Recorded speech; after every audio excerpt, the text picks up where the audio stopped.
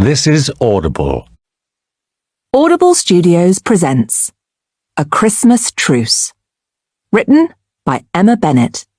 Narrated by Stephanie Racine.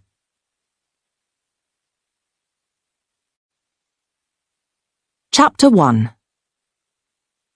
Libby Spellman stood by the photocopier, willing the machine to explain why its digital display kept flashing E95 at her. "What do you want?" she hissed at it desperately. The stupid thing had spewed out the first 22 pages of the report she needed to make 7 copies of, no problem, but had then decided to stop. It had plenty of paper. It didn't seem to be running low on ink. Frankly, she was stumped and was getting irrationally cross. Closing the lid of the printer firmly and giving it a moment to consider its actions, Libby leant back against the magnolia wall and ran her fingers through her short blonde hair. She closed her eyes to block out the fluorescent strip lighting and temporarily freed her already sore feet from her black court shoes. It wasn't even 10:30 a.m., but she longed for them to be ensconced in her trusty Vans. What was she doing? Wasting her time photocopying reports about temporary traffic lights.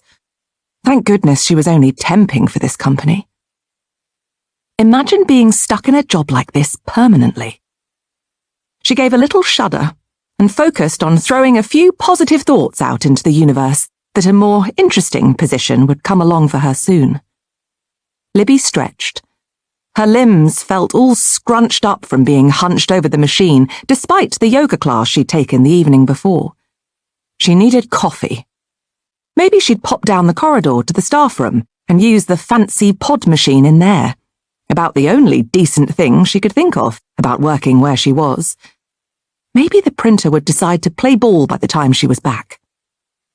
Abandoning her post, she found her way to the staff room, only getting a little bit lost twice, which was a definite improvement from the day before.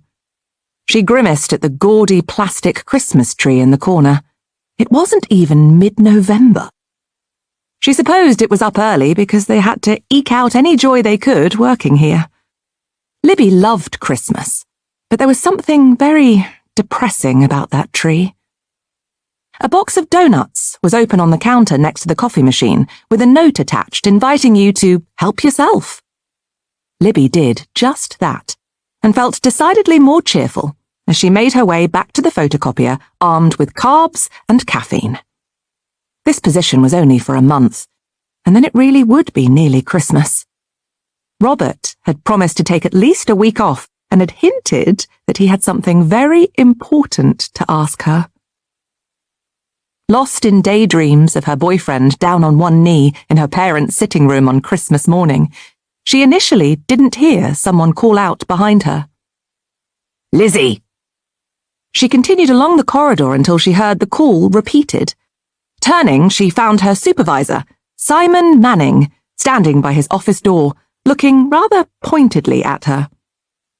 "Sorry," Libby said, wiping sugar from her mouth. Were you talking to me?" "Of course I'm talking to you," came the reply. "I called your name twice. I told you to do that photocopying for me. I need it for my Zoom meeting to discuss the council's major new zebra crossing strategy.